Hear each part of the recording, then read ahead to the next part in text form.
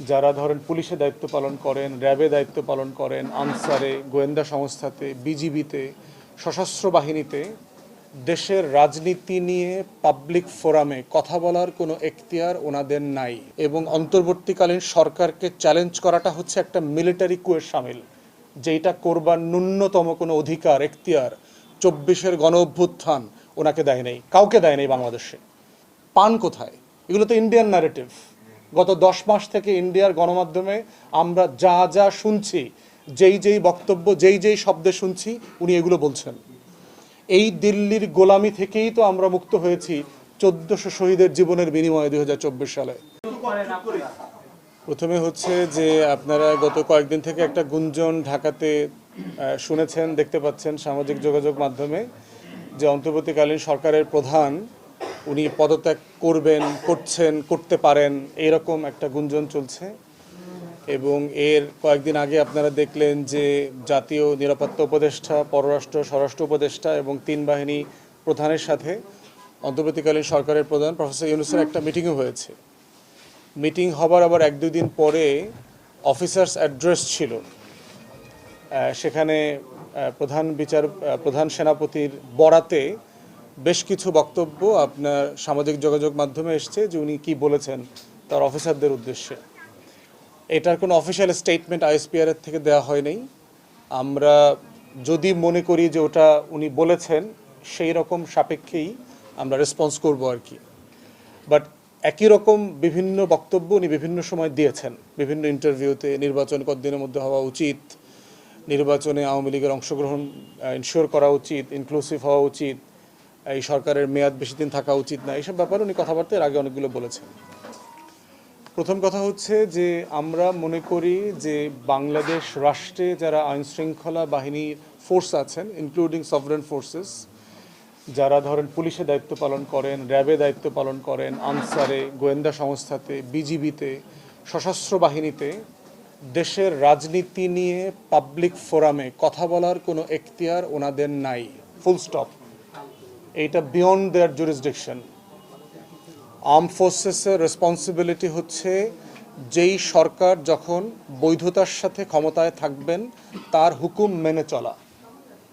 এর বাইরে যদি কোনো কনসার্ন ওনাদের থাকেন, সেটা ওনারা ইনডোরে সরকার প্রধান, প্রতিরক্ষা মন্ত্রী যে থাকেন, জাতীয় নিরাপত্তা উপদেষ্টা যিনি থাকেন, যার সাথে যতটুকু রেলেভেন্ট তার সাথে ততটুকু শেয়ার করবেন।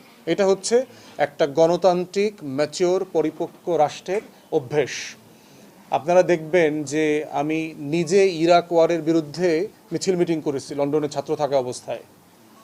একটা অবৈধ যুদ্ধ, ব্রিটিশ পার্লামেন্টে শত শত এমপিরা এই যুদ্ধের বিপক্ষে ভোট দিয়েছে, রাস্তাঘাটে প্রতিবাদ হয়েছে, লক্ষ লক্ষ মানুষ মিছিল মিটিং করেছে।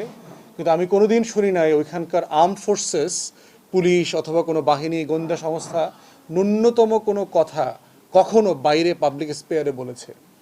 আপনি দেখবেন আমেরিকা তো একটা যুদ্ধবাজ জাতি, এই দেশ দখল করে, ওই দেশ দখল করে, ওইখানে তেল চুরি করতে যায়, ওই দেশে কাওয়াস লাগায় দিয়ে আসে, এত অবৈধ যুদ্ধ করে, কিন্তু তার সেনাবাহিনী, তার সশস্ত্র বাহিনী, তার গোয়েন্দা সংস্থাকে কখনো পাবলিকলি বলতে শুনেছেন যে হোয়াইট হাউস থেকে যেটা বলা হচ্ছে, স্টেট ডিপার্টমেন্ট থেকে যেটা বলা হচ্ছে, পেন্টাগন থেকে যেটা বলা হচ্ছে, সেটা অন্যায্য, অবৈধ, বলা উচিত না?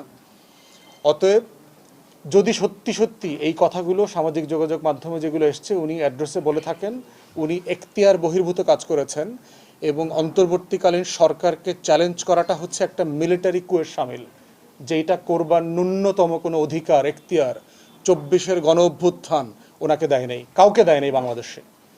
এবং উনি বিভিন্ন বক্তব্যে বলেছেন যে আমি অভিভাবকহীন। আপনার অভিভাবকহীনতার প্রশ্ন আসতেছে কোত্থেকে? দেশে তো সংবিধান সাসপেন্ড হয়নি এখনো, দেশে অন্তর্বর্তীকালীন সরকার আছে।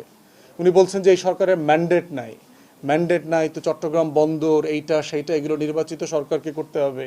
ম্যান্ডেটের প্রশ্ন আলোচনা করবার জন্য উনি কে? ম্যান্ডেট আলোচনা করবে পলিটিক্যাল পার্টিস, ম্যান্ডেট আলোচনা করবে সাধারণ মানুষ, ম্যান্ডেট আলোচনা করবে। আর ম্যান্ডেট নাই মানে কি? গণ অভ্যুত্থান ইটসেলফ একটা ম্যান্ডেট। যা বাংলাদেশের ইতিহাসের সবচেয়ে ম্যান্ডেটওয়ালা সরকার হচ্ছে এই সরকার, যে সক্রিয় প্রত্যেকটা রাজনৈতিক দল যেই সরকারকে অনুমোদন দিয়েছে, সম্মতি দিয়েছে শাসন করবার জন্য।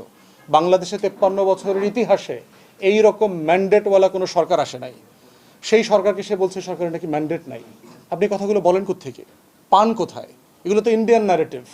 গত 10 মাস থেকে ইন্ডিয়ার গণমাধ্যমে আমরা যা যা শুনছি, যেই বক্তব্য যেই শব্দে শুনছি, উনি এগুলো বলছেন। এই দিল্লির গোলামি থেকেই তো আমরা মুক্ত হয়েছি 1400 শহীদের জীবনের বিনিময়ে 2024 সালে। অতএব এই ইন্ডিয়ান ন্যারেটিভকে আবার ফিরায় নিয়ে আসার চেষ্টা করাটা হচ্ছে মির্জাফর আর লেন্দুব দর্জির মতো বাংলাদেশকে বিক্রি করে দেওয়ার চক্রান্ত। 111-এর সময় আমরা দেখেছি ফখরুদ্দিন মঈনুদ্দিন মিলে কিভাবে প্রণব মুখার্জির দরগায় গিয়ে ঘোড়ার বিনিময়ে বাংলাদেশ রাষ্ট্রটাকে লিখে দিয়ে আসছিল। অতএব আমরা সকল বাহিনীকে বলছি, দয়া করে পেশাদারিত্বের সাথে দায়িত্ব পালন করবেন। আপনার যদি কোনো কনসার্ন থাকে, আপনি উপদেষ্টার সাথে বসবেন, প্রধান উপদেষ্টার সাথে বসবেন, তাকে বলবেন দেশের স্বার্থে এটা হওয়া উচিত, এটা হওয়া উচিত না। পাবলিক ফোরামে আপনার অফিসারদেরকে ইনসাইট করা, তাদেরকে উত্তেজিত করা, তাদেরকে প্রভোক করার বক্তব্য দিয়ে, এবং আপনি 1 তারিখ থেকে নির্বাচিত সরকার চান, আপনি কে এটার? 1 জানুয়ারি থেকে আমি নির্বাচিত সরকার দেখতে চাই, আপনি কে এটা কথাটা বলার? আপনার তো এখতিয়ার নাই। এটা পলিটিক্যাল পার্টি বলতে পারবে, বিএনপি 1000 বার বলতে পারে যে আমি 1 আগস্ট থেকে নির্বাচিত সরকার দেখতে চাই। এইটা জামাত বলতে পারে যে আমি 1 নভেম্বর থেকে নির্বাচিত সরকার দেখতে চাই। 100,000 বার বলতে পারে, কিন্তু কোনো আর্মড ফোর্সেস এই কথা বলতে পারে না, পুলিশ বলতে পারে না, র্যাব বলতে পারে না। প্রজাতন্ত্রের কর্মচারীকে প্রজাতন্ত্রের কর্মচারীর ভাষায় কথা বলতে হবে, রুলস অফ এঙ্গেজমেন্ট আছে আমার সংবিধানে, আমার কাজের বিধিমালাতে পরিষ্কার করে বলে দেওয়া আছে। অতএব সেই জায়গাতে আমরা বারবার বলছি, এবং আমরা ইন্ডিয়ান মিডিয়াতেও দেখতে পাচ্ছি যেই শব্দে বলছে। দেখবেন ইন্ডিয়ান মিডিয়াতে পড়লাম যে জাতীয় নিরাপত্তা উপদেষ্টা দ্বৈত নাগরিক হবার কারণে আমাদের সশস্ত্র বাহিনী তার সাথে কাজ করতে রাজি হচ্ছে না, নিরাপত্তা বিষয়ে কোনো বিষয় তার সাথে শেয়ার করতে রাজি হচ্ছে না। ঠিক 2-1 দিন পরে দেখলাম রাজনৈতিক দলের নেতারাও একই কথা বলছে এবং পাবলিক ফোরামে বলছে। তাহলে এটা কার বক্তব্য, কে বলছে? আবার একই বক্তব্য কয়েকদিন পরে সেনাপ্রধান বলছে। তাহলে কি আমরা পুরো দিল্লির ছকে আবার বাংলাদেশকে বিক্রি করে দেওয়ার চক্রান্ত দেখতে পাচ্ছি? বাংলাদেশে 1400 শহীদের বিনিময়ে যে বাংলাদেশ 24-এ এসছে, আমাদের পরিষ্কার বক্তব্য হচ্ছে এই বাংলাদেশ সিকিম হবে না, ভুটান হবে না, কোনো সুযোগ নাই। অতএব বাংলাদেশের লক্ষ লক্ষ জুনিয়র অফিসার, জওয়ান, সিপাহী, যারা অবসরপ্রাপ্ত দেশপ্রেমিক কর্মকর্তারা আছেন, তারা সবাই যেভাবে স্ট্যান্ড নিয়েছিলেন গণ অভ্যুত্থানের পক্ষে, ঠিক ওই বাংলাদেশটাই চলবে, চলমান থাকবে। আমাদের বক্তব্য সিম্পলি পেশাদারিত্বের বক্তব্য। আমরা আপনাদের কাছ থেকে পেশাদারিত্বের আচরণ চাই। ঠিক একইভাবে ইন্ডিয়াকে যখন একের পর এক